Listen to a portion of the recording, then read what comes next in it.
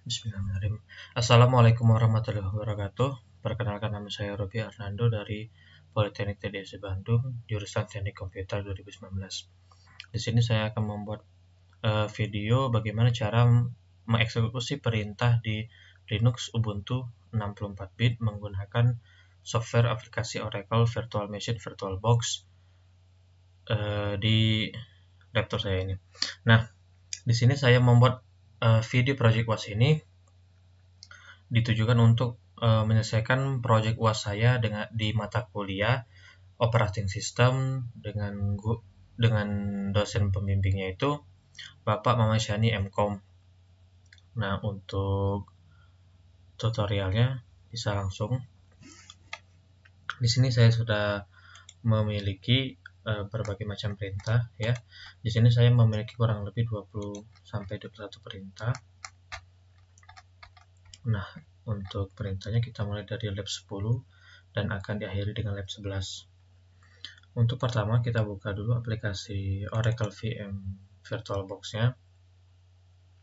Pastikan kalian sudah membuat filenya itu ya. Kalau tidak membuat file, kalian bisa langsung saja import. Sudah terimport, cari filenya. Nah, jika sudah kalian ketemu filenya ini,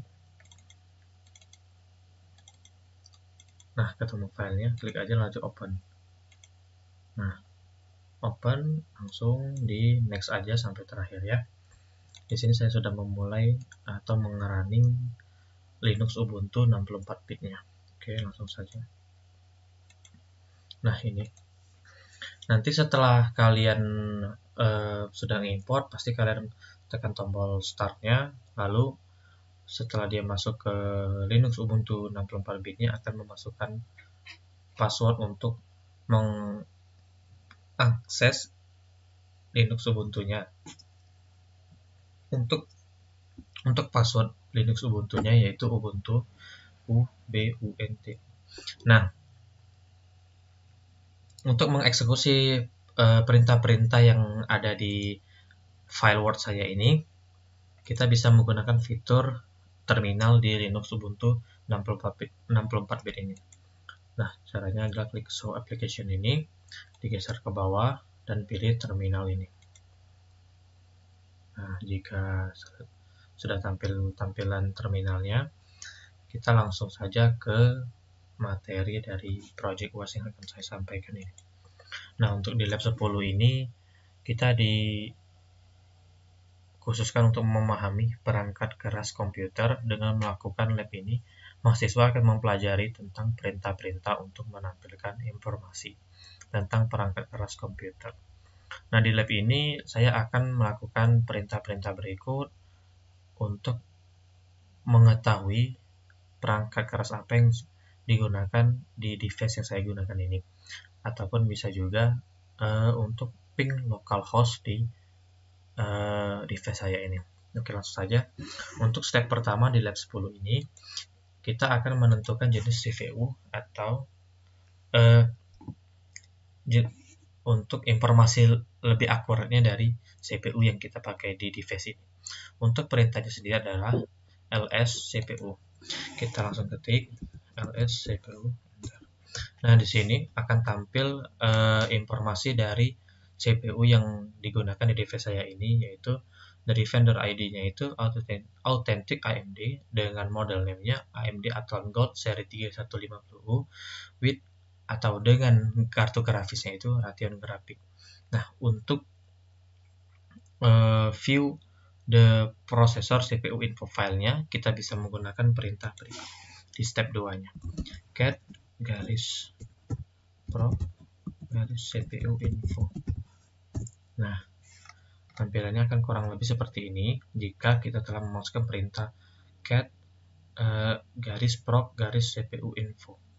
Nah, untuk di step 3 di lab 10, kita akan mengetahui berapa banyak RAM dan ruang swap yang digunakan dalam menggunakan perintah ini, yaitu free min n. Nah, ini digunakan untuk mengetahui berapa banyak RAM yang kita pakai. Di sini RAM kita pakai itu adalah 1 GB.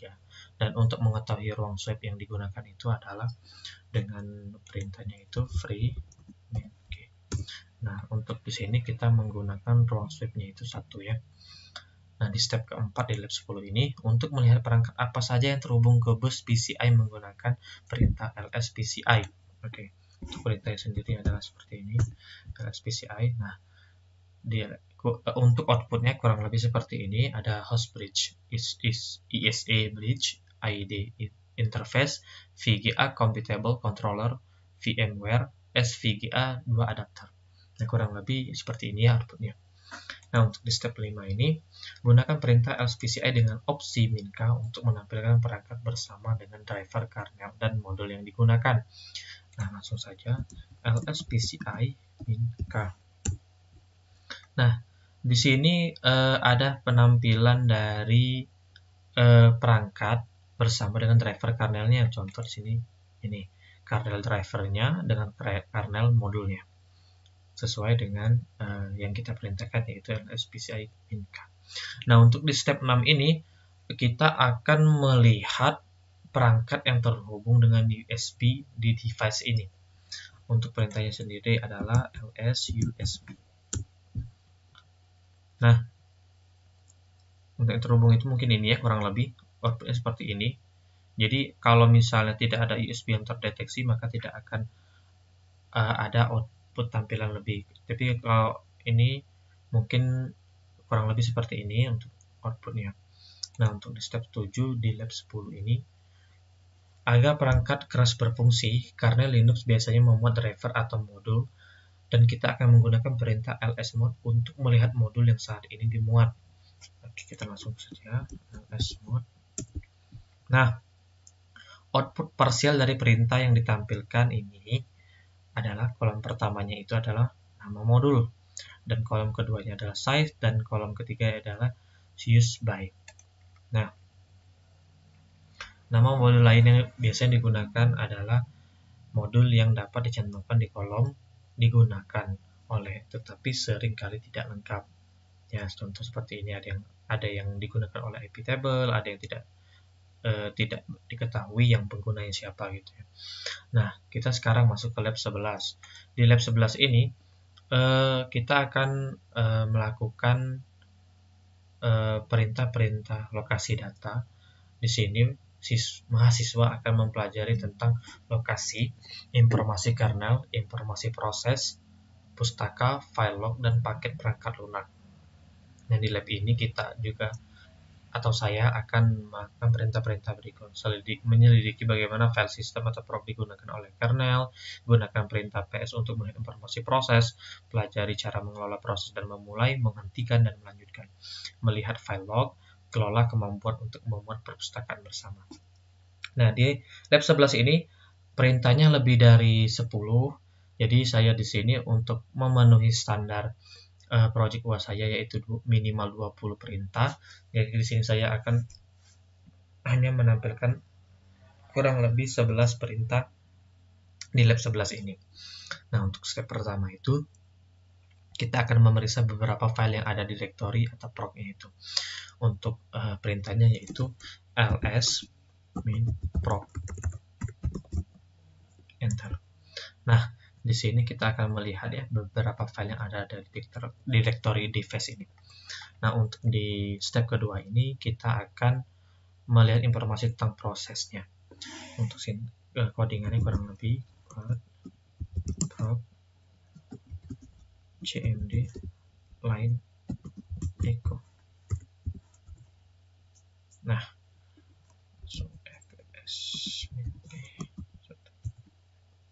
kurang lebih outputnya seperti ini di step 2 ini ya. Kita langsung masuk ke step 3 untuk melihat argumen apa yang diteruskan ke kernel saat proses booting. Sini codingannya adalah get garis proc garis cmd line. Nah, kurang lebih pas saat boot itu boot image ya kurang lebih seperti ini untuk output dari step ketiga ini.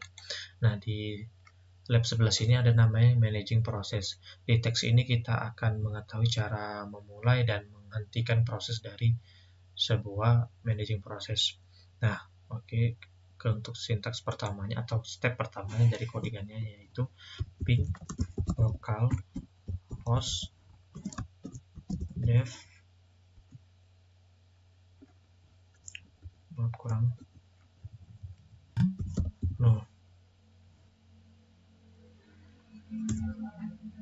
Nah, output ping sedang dialihkan ke file atau dev atau null yang dikenal sebagai bit bucker. Nah, perhatikan bahwa terminal tampaknya menutup pada perintah ini. Jadi di sini ping lokalnya tetap berjalan ya. Nah, untuk menghentikan proses latar depan atau menghentikan ping localhost ini, kita hanya menekan Ctrl C. Nah, otomatis dia akan berhenti ya di sini. Nah, untuk di step 3 kita akan ping localhost lagi, namun dengan tambahan simbol dan di akhir dari pingnya tadi. Nah, sama seperti tadi, tapi kita tambahin simbol dan. Oke, dia jadi tetap berjalan namun di latar belakang, tidak seperti yang ping localhost dev null yang biasa yang berjalan di latar depan, atau kita harus untuk menyambung ke step selanjutnya atau perintah selanjutnya kita harus mengstop dulu ping localhostnya. Namun dengan tambah simbol dan ini kita membuat dia tetap berjalan di latar belakang. Nah, untuk melihat perintah mana yang sedang berjalan di terminal saat ini, kita ketikkan perintah jobs. Nah, perintah jobs itu kan yang runningnya tadi ping localhost dev null. Nah, inilah perintah yang sedang berjalan di device Linux Ubuntu ini. Nah, untuk di step 6-nya itu, step 7-nya, setelah kita memverifikasi bahwa dua perintah ping sedang berjalan, bahwa perintah pertama ke latar depan dengan mengetik yang berikut. Nah, sebenarnya tadi jobs ya, kita ping sekali lagi. Nah, kita jobs lagi. Nah, ada dua kan. Sekarang kita masuk ke step 7, yaitu fg simbol %1. Nah, di sini ada kurang lebih seperti ini. Jadi kita membuat perintah itu ke latar depan. Jadi dari latar belakang itu pindah lagi ke latar depan, prosesnya itu dimulai. Nah, untuk memberhentikannya itu ada di step 8-nya, yaitu Ctrl Z. Di sini kita tinggal tekan Ctrl Z dan akan memberhentikan ping localhost tadi. Nah, agar proses ini terus berjalan di latar belakang, jalankan perintah berikut. Ini untuk di step 9 ya. Nah, dia tetap berjalan di latar belakang lagi. Kita tampilkan lagi jobs. Ada dua yang tertampil ya. Oke, kita ping sekali lagi.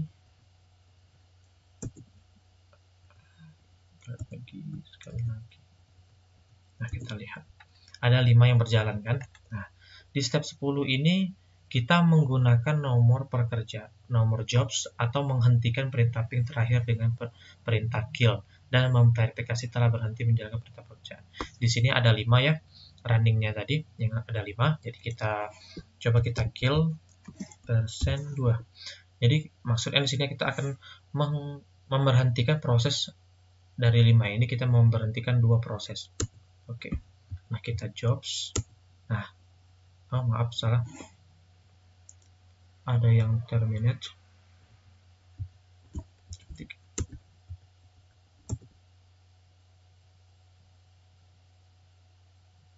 Nah, kurang lebih di sini dia akan berkurang ya. Setelah kita kill tadi dia akan berkurang. Nah, untuk menghilangkan seluruhnya itu, yaitu kill, salah, kill all ping proses phone.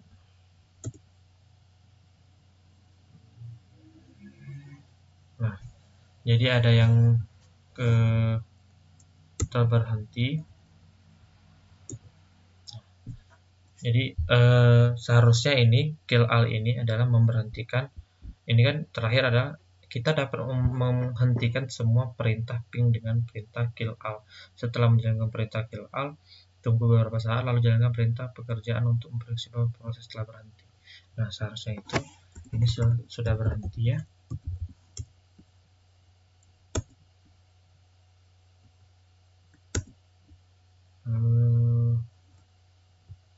Ping all, ping. Nah, tapi kita not found ya. Padahal kita seharusnya ini telah memberhentikan seluruh proses yang terkerja di sini sesuai apa yang ada di sini ya. Nah, mungkin itu saja yang bisa saya sampaikan.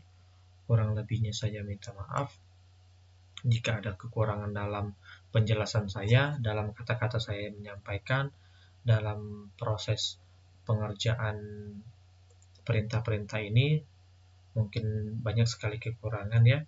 Mohon maaf atas kekurangan tersebut. Saya akhiri.